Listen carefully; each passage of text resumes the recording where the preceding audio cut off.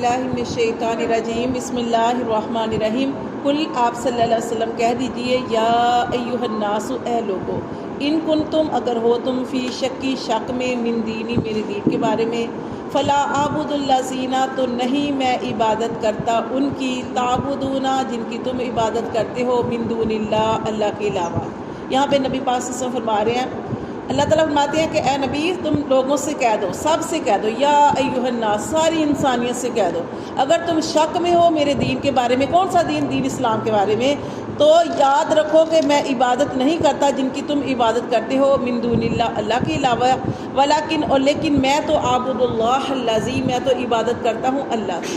اللہ وہ ذات ہے یتوفاکم جو روح قبض کرتا ہے تمہاری، وَأُمِرْتُ اور مجھے تو یہ حکم دیا گیا ہے ان اکون من المؤمنین کہ میں ہو جاؤں ایمان والوں میں سے، مومنین میں سے، وَأَنْ أَقِمْ اور یہ کہ رکھو وجہ کا اپنا چہرہ للدین سیدھا کرو اپنا چہرہ للدین حنیفہ یک طرفہ دین کے لیے۔ کیا دعوت کی جا رہی ہے کہ یک طرفہ دین کے لیے، کون سا دین؟ کس کا دین تھا یہ یک طرفہ دین؟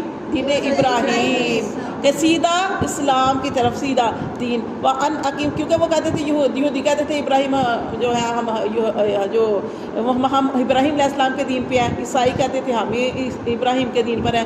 اللہ تعالیٰ قرآن میں بار بار یہی فرماتے ہیں کہ اگر تم کہتے ہو ابراہیم کے دین پہ ہو تو ابراہیم علیہ السلام تو یک طرفہ اللہ کو پکارنے والے تھے، تم کیوں ادھر ادھر جاتے ہو؟ یہاں پہ بتایا جا رہا ہے وَأَنْ أَقِمْ اور یہ کہ سیدھا رکھو واجہ کا اپنے چہرے کو للدین حنیفہ یک طرفہ دین کے لیے، وَلَا تَكُونَنَّ اور نہ تم ہونا من المشرکین شرک کرنے والوں میں سے، وَلَا تَدْعُوا اور نہ تم پکارو من دون اللہ کے علاوہ ما لا ایسوں کو نہ پکارو ينفعوک کہ جو تجھے نفع نہیں دے سکتے، وَلَا يَضُرُّوکَ اور نہ ہی تیرا نقصان کر سکتے، کوئی انسان بھی نہیں نفع نقصان نہیں دے سکتا، کرنے والی ذات اللہ تعالیٰ کی ذات ہے۔ اللہ فرماتے فَإِن فَعَلْتَ پھر بھی تو نے ایسا ہی کیا، کیا کیا؟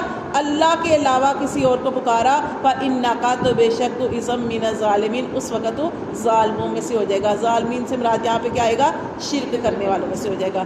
پھر اللہ فرماتے وَإِن يَمْسَسْكَ اللَّهُ بِضُرٍّ اور اگر پہنچے تجھے کوئی تکلیف اللہ کی طرف سے، فَلَا كَاشِفَ لَهُ اس تکلیف کو کوئی دور کرنے والا نہیں، إِلَّا هُ مگر وہ اللہ ہی دور کرے گا۔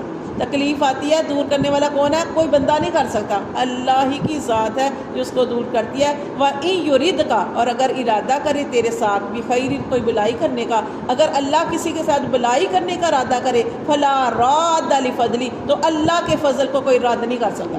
اللہ نے اگر کسی بندے کے نصیب میں خیریں، بلائیاں، خوشیاں، سکون لکھا ہے، ساری انسانی جتنی مرضی کوشش کر لے اس کو تکلیف دینے کی، اس کو پریشان کرنے کی، لیکن اللہ فرماتے ہیں اللہ کے اس فضل کو کوئی رد نہیں کر سکتا۔ یصیبو وہ پہنچاتا ہے بھی اس کو، کس کو؟ اللہ اپنی رحمت کو پہنچاتا ہے، من یشاء جس پر چاہتا ہے، بلائیوں کو پہنچاتا ہے جس پر چاہتا ہے، من عبادی اپنے بندوں میں سے۔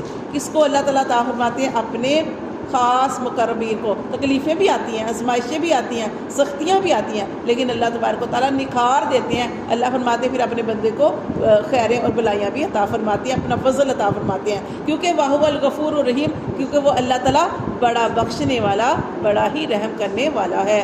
قل آپ صلی اللہ علیہ وسلم کہہ دیجئے یا ایھا الناس اے لوگو قد تحقیق جاءکم الحق تمہارے پاس حق آ گیا، من ربکم تمہارے رب کی طرف سے، فمن اہتدی بس جس نے ہدایت پائی، فانما تو بے شک یہتدی لنفسی اس نے ہدایت پائی اپنے لیے۔ اگر ہمیں اللہ نے اسلام پہ ہدایت دی ہے تو یہ کس کا فائدہ ہے؟ اللہ کا فائدہ ہے، یہ ہمارا فائدہ ہے۔ اگر آج ہم ہدایت پہ ہیں، دین پہ جانے ہیں، اللہ کی بات کو مانے، اپنے نبی کی اطاعت کر رہے ہیں، تو یہ کس کا اس کا فائدہ ہمیں ہے، کل قیامت والے دن اس کا فائدہ ہمیں ملے گا جنت کی صورت میں۔ اللہ فرماتے وَمَن ضَلَّ اور جو بہک گیا، فَإِنَّمَا يَضِلُّ عَلَيْهَا تو اس کا گمراہ ہونا اسی کی ذات کو نقصان دے گا۔ جو آج نافرمانی کر رہا ہے، شرک کر رہا ہے، برے کام کر رہا ہے، تو اس کی برائیاں ہی اس کو قیامت والے دن گھیر لیں گی۔ تو یہ اللہ فرماتے ہیں اس کو جس نے گمراہ ہوا تو فإنما يضل علیہا تو بے شک گمراہی اسی پر ہوگی۔ وما انا علیکم بوکیل اور میں تمہارے اوپر کوئی دروغہ نہیں ہوں، کارساز نہیں ہوں۔ میرا کام کیا ہے؟ نبی کا کام کیا ہے؟ صرف دعوت و تبلیغ کرنا۔ جیسے آج بھی سبق کے اندر آج ہم نے پڑھا کہ آپ صلی اللہ علیہ وسلم کسی کو پکڑ کے اسلام قبول نہیں کروا سکتے۔ آپ کا کام کیا ہے؟ اچھے طریقے سے دین کی تبلیغ کرنا، سمجھانا۔ اگر کوئی دین کی طرف آ جاتا ہے تو اللہ فرماتے ہیں وہ جس نے ہدایت پائی اس نے اپنے لیے اپنے آپ کو سنوار لیا، اس نے ہدایت پائی۔ اور جو گمراہ ہوا، جس نے نبی کی باتوں پر عمل نہیں کیا، جس نے قرآن کو نہیں مانا، جھٹلانے والوں میں سے ہو گیا، تو اس کا انجام کیا ہوگا کل قیامت والے دن؟ اللہ فرماتے ہیں جہنم۔ کیونکہ دیکھیں اللہ نے جنت کو بھی بھرنا ہے، اللہ نے جہنم کو بھی بھرنا ہے، اللہ نے دونوں چیزیں بنائی ہیں۔ اللہ نے انسان کو اختیار دیا ہے کون سا راستہ وہ اختیار کرتا ہے۔ تو دیکھیے اللہ فرماتے ہیں کہ نبی پاک صلی اللہ علیہ وسلم یہاں بھی فرما رہے ہیں وما انا علیکم بوکیل، میں تمہارے اوپر کارساز نہیں ہوں، دروغہ نہیں ہوں، میرا کام صرف تبلیغ کرنا ہے۔ واتبع ما یوحا، اور پیروی کرو ما یوحا، جو وحی کی جاتی ہے۔ اب یہاں پہ نبی پاک صلی اللہ علیہ وسلم سے کہا جا رہا ہے کہ آپ پیروی کریں، سب سے پہلے خود پیروی کریں اس چیز کی، ما یوحا الیکا، جو آپ کی طرف وحی کی جاتی ہے، سب سے پہلے آپ اس پر عمل کریں۔